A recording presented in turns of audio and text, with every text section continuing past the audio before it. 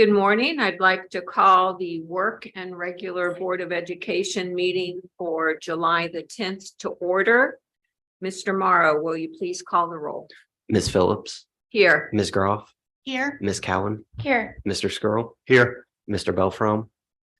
I will note that Mr. Belfrom is not here, but he has called in. He can add any commentary, but he cannot vote. Okay, please rise and join me in the Pledge of Allegiance. I pledge allegiance to the flag of the United States of America and to the republic for which it stands, one nation, under God, indivisible, with liberty and justice for all.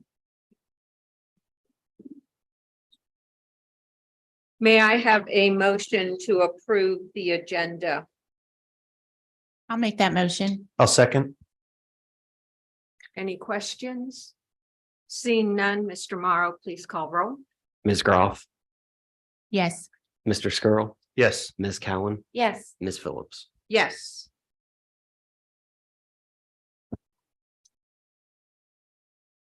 We have no one for public participation.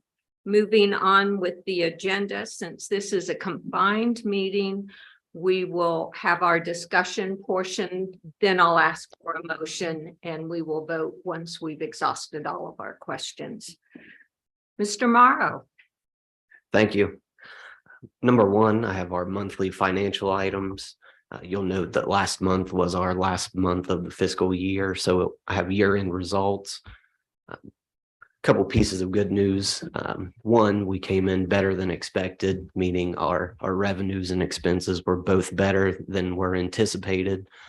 We were pretty close in both. We were 0.2% off in revenues and only 1% off in expenses. The primary reason for the difference, just the conservative nature of forecasting. I can miss 1% in the good, and obviously that helps with our long-term stability. But if I miss 1% in the bad, then it substantially affects us due to our low cash balance. So nothing too major there, and I was happy to come in within 1%.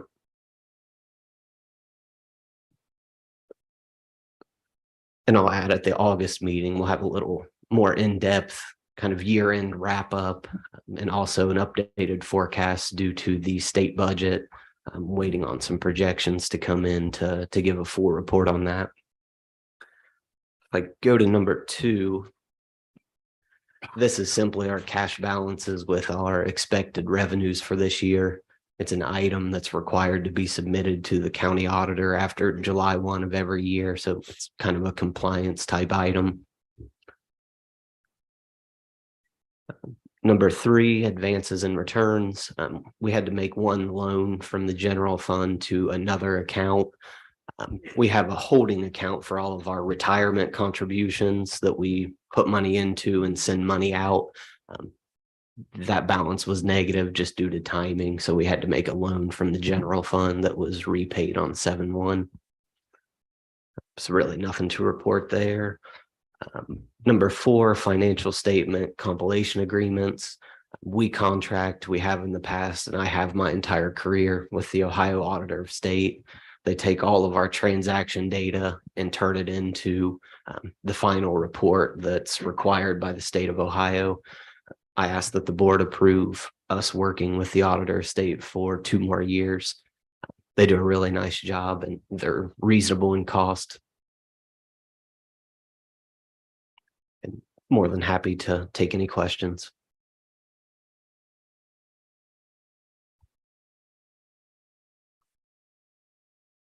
So, Mr. Morrow, you showing that expenses are 1.0% lower than forecasted. Yes.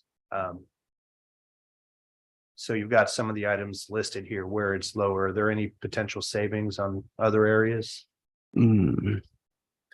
I will say that some of these savings carry forward. So an example is the student services. It was about 200,000 lower than we projected and forecasted.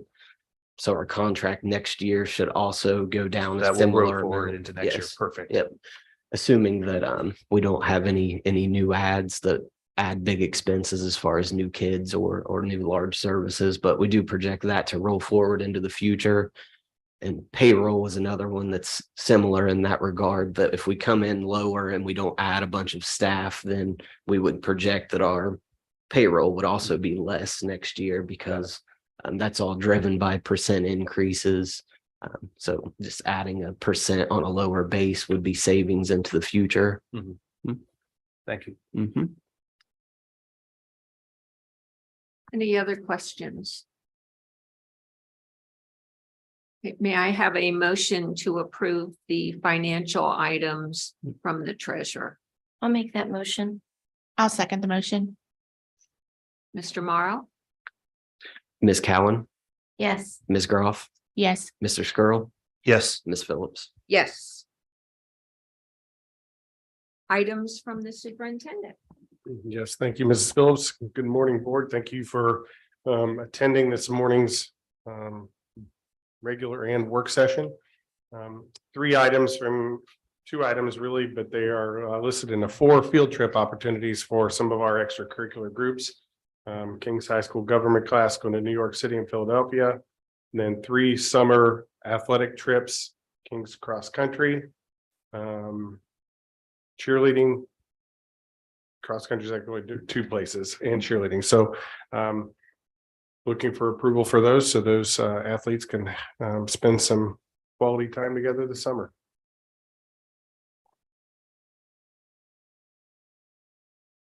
Any questions?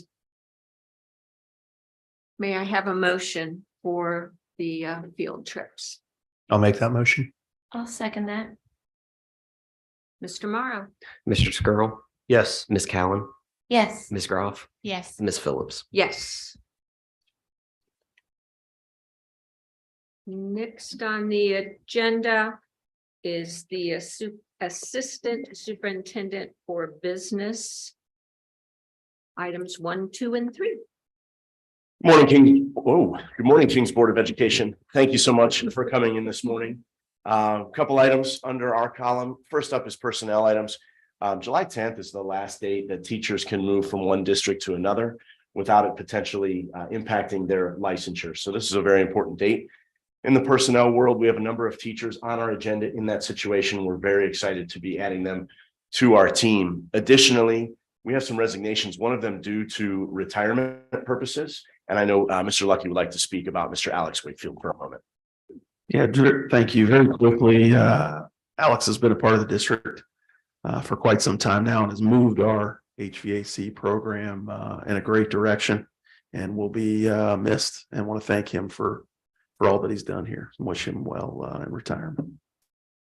Yes, I remember when he first came to the district.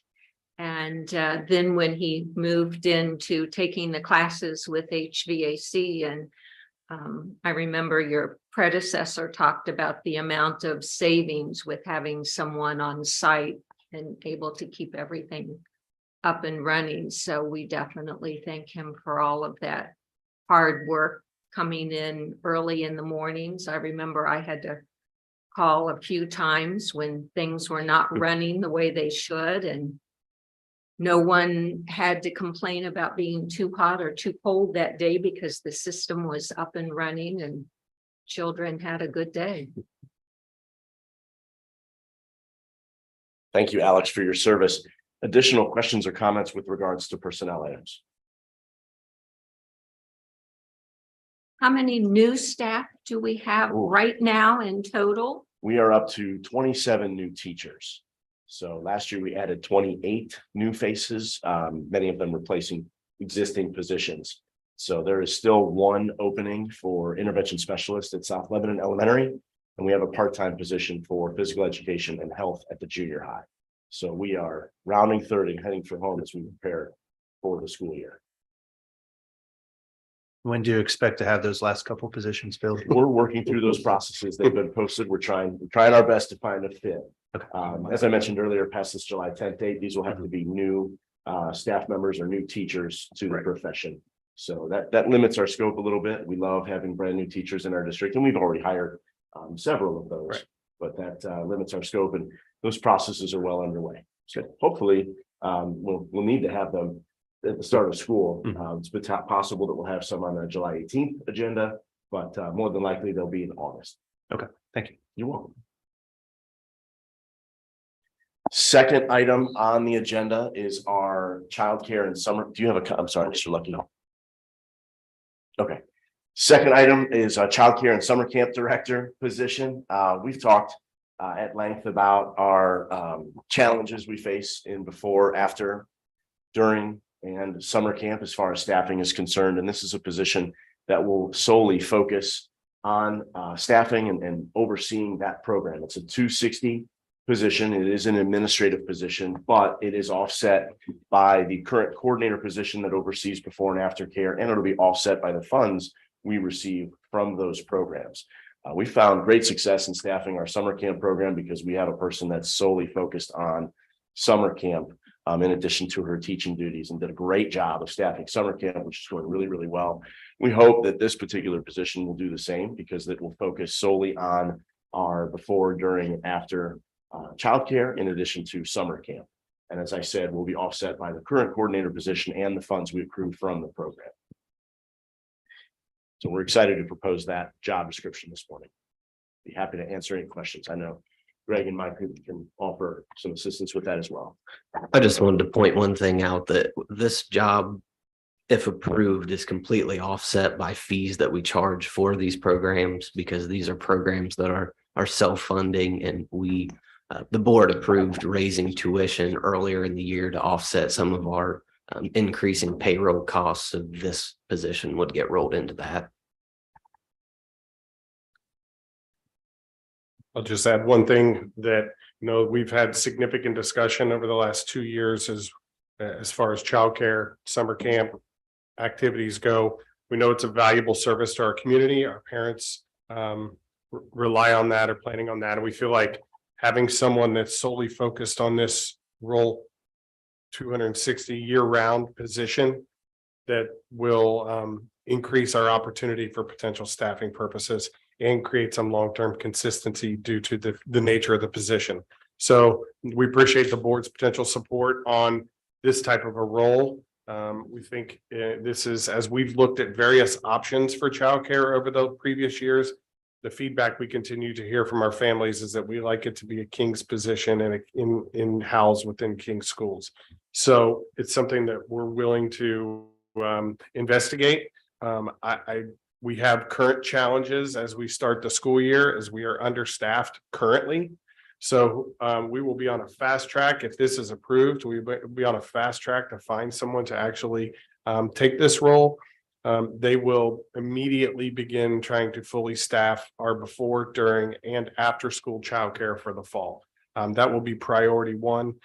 Currently, we are significantly understaffed. So shameless plug, if you're interested in any potential opportunities within our school district and want to provide a support to our families, we are desperately in need for before school childcare, just during the day childcare, and after school.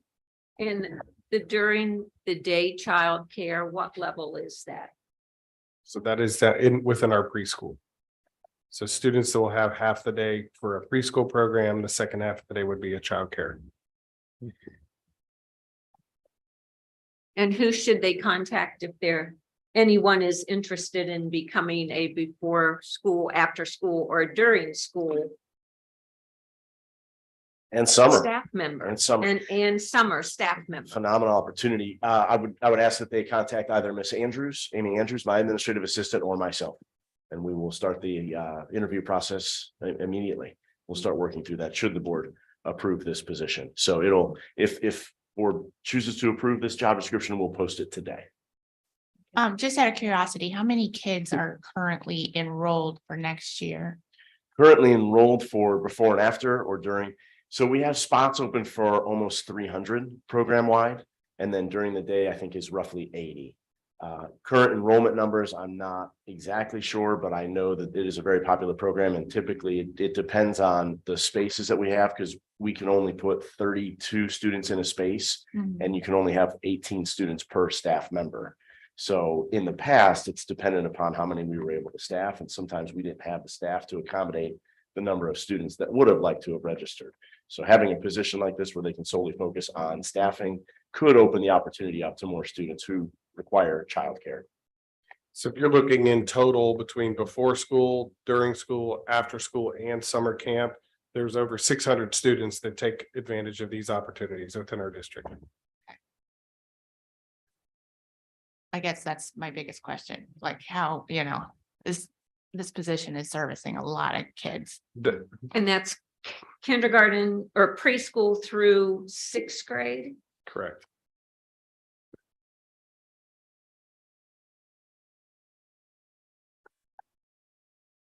Any other questions for Mr. Sears or Mr. Spinner? Seeing none, may I please have a motion to, oh, wait a minute, we Mr. still Lucky. have Mr. Lucky's items. I'm sorry. Good. Very quick. So we purchased the property on Mason Mara Mill Grove Road several years ago. When we purchased that property, there is a access drive that gets back to the 13 acres. Currently, South Lebanon is requesting an easement through that entrance out in the right of way to add a water line. That water line will service many things, but one of those things is the apartment complex that'll be on just the other side of the bike trail. So that will allow that project to get going and get underway. Questions on that?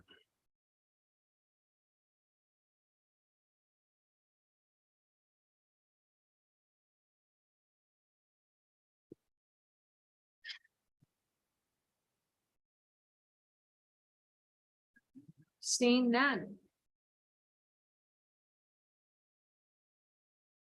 Now may I have a motion for items under the Assistant Superintendent and Business number 1, 2, and 3?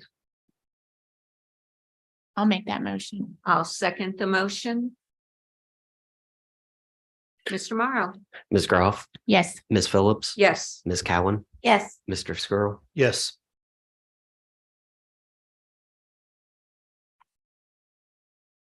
Okay, Mrs. Martin, the Assistant Superintendent for Educational Programs, items 1 through 5. Good morning. Yeah, Matt and I have quite a few to go over with this morning, so stop me if I go too fast. Questions for you. The first one is the semi-annual bullying report we do every 6 months. This year we had 5, well, this past 6 months, we had 5 reported, 0 substantiated. I can tell you actually 2 of them were ranks by high schoolers that were sent in. Once the building administrators looked into them, it wasn't anything that was said. So we do have that going on, but right now 0 in that column. Next 2 handbooks, and the third one, King's Handbooks, Educational Pathway for Behavior.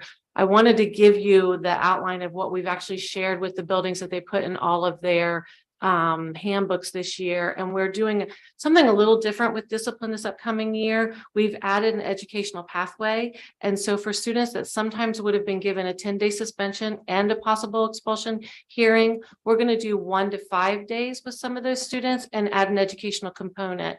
We're working with Talbot House with some of the vaping issues we've had going on. They're going to come in and do some counseling with students. So we're trying to add a component before they get to 10 days out. We'd like to keep them in school around 5 days if possible. So the building administrator, myself, and Kim Sellers will work with this.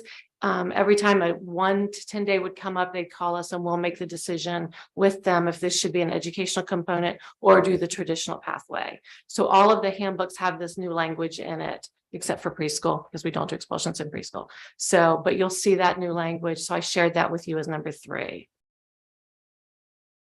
Can you give us an example? Is there any, Yeah. what would, A good example right now would be right now with some of the students that vape, some of it has THC, which is marijuana, and they might have one small one. And that in the past would be a 10-day with a rep for expulsion. Well, we don't even like Officer Downs won't even pursue that as a marijuana, but we have it in our handbook that we have to do a 10-day with a rec.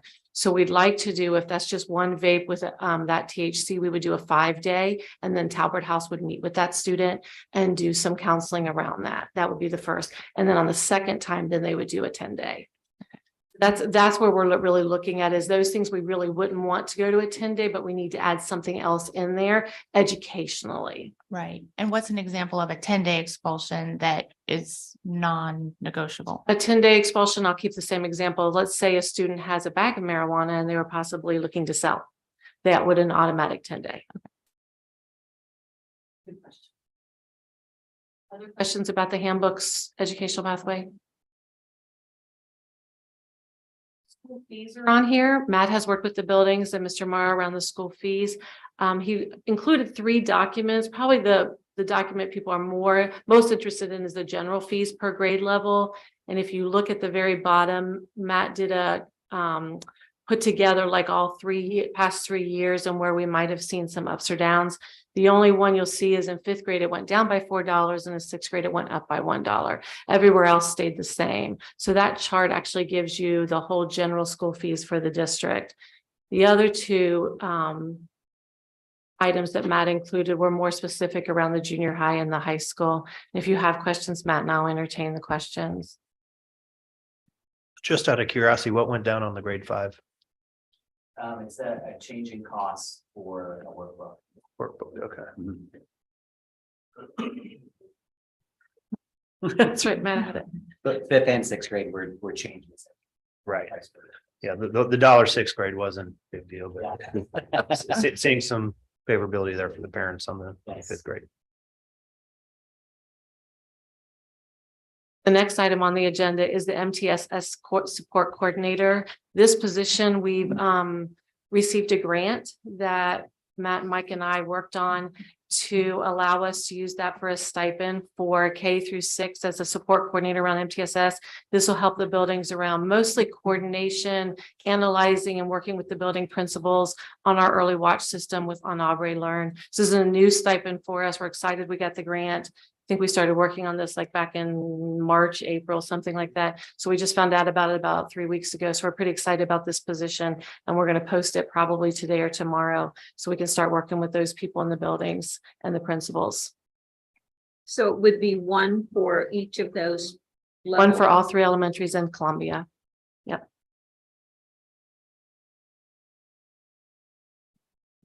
I know I went through it really fast.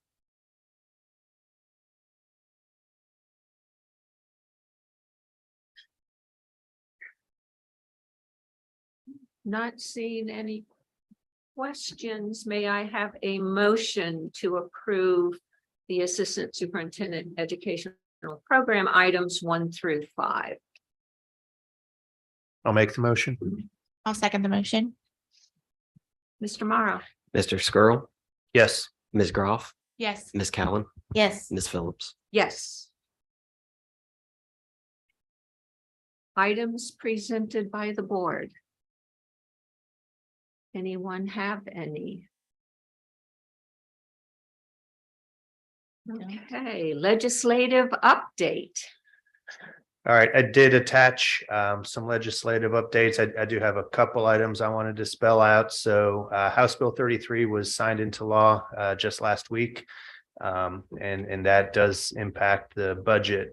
So that will be the Fair School Funding Plan is going to be rolled out using 2022 data. So we do have those as our cost input. So, and it also increases the minimum state share percentage. I want to spell that out.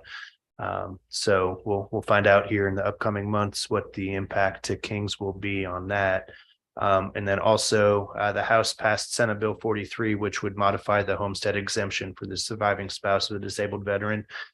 So that has been sent to Governor DeWine for signature as well. If you read through, there's a lot of other bills that have traction going on, but nothing else to Governor DeWine yet. I'll turn it over to anybody if they have questions. Can I just make one comment, Mr. Skrull? Please. So, as far as House Bill 33 and the banning budget, I just want to call out 2 things. The state's using the FY22 cost inputs and the state share, minimum state share percentage moved to 10%. Those are 2 key factors for Kings. But those are also two things that we had a state funding advocacy group this spring that met multiple times, that were invested community members. We've had a teacher on there. Mr. Morrow kind of led and facilitated that group. So I wanted to call Mike out, especially for his work with that group, but also the engagement of the folks that are within that team. Did great work understanding state funding, learning about state funding, but then advocating for state funding.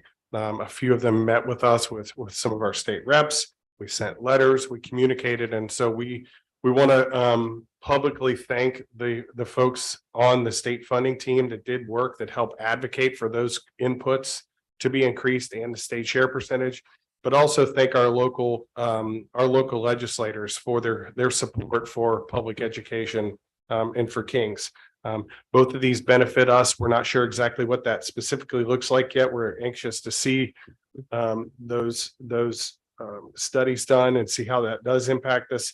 But it shows that when communities are together and communicate and support and advocate, good things can happen. So we are very appreciative of this engaged community, appreciative of Mike's leadership around this issue, and then also all of our local legislators for their continued support of Kings. Mike, when will we have a better idea of what that looks like? Hoping within the next 2 weeks.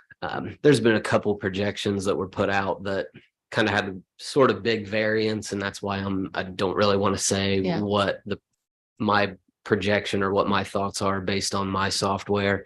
But anywhere from 1.4 to 1.8 million dollars over the next 2 years in total. So I don't see a way where we don't get some kind of win. I just don't want to say what exactly that win is yet. Okay. So yeah, it's great news when we thought we were going to get essentially nothing. And actually the Senate and governor bill proposals didn't really do much for us. But the House stepped up and made some changes that enabled us to see some increased funding. So it's great. Okay, good. Will OASBO have some type of a meeting coming up when things are more finalized? Yes. So that's basically this week. They're starting to have those meetings as far as Zoom meetings to kind of walk through it and walk through their projections. And then the company that we contract with, Frontline Forecast 5, that happens tomorrow. And they're really good. And the state projections are good, but they're trying to project for every district in the entire state. So Right. When you see the variance of 1.4 million to 1.8 million, it's because they're trying to do it for everybody. But our contracted company, they'll take all of our data and allow me to put our own inputs and manipulate that to see what we actually think it will be. But by all accounts, we're going to get something, and it should be over $1 million. So it's great news. So to clarify, this doesn't really fix all our problems. That is No. correct. But I know one that's a point. good clarification. That's It's nothing to, absolutely. turn your head at, but at the same time, it's not going to take us. No, but it does help in the board and community's goal of long-term stability and extending the levy from last year. $1.4 million, we'll call it, on a $62 million budget. It's not a huge increase, but that being said, we're looking for small Yeah, wins. we'll take what we can get. Well, we're trying to get these small wins and not change the way we operate and be able to extend the levy. So it definitely helps. Thank you.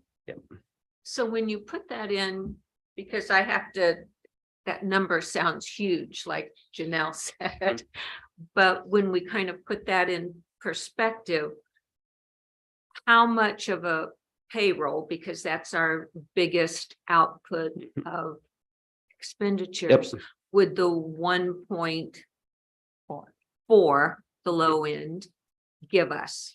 So 1.4, and granted, that's over 2 full years. 1.4, that's one payroll at Kings, less than one payroll at Kings. Okay. We're at 1.5 million every payroll. So while it is great that the state was able to give Kings additional funding that we hadn't seen in years, it doesn't substantially move the needle for us, but it adds in the list of things and initiatives that the district is taking on to be more financially stable and extend the last levy. But yes, less than one payroll. Okay. Over 24 months. Correct.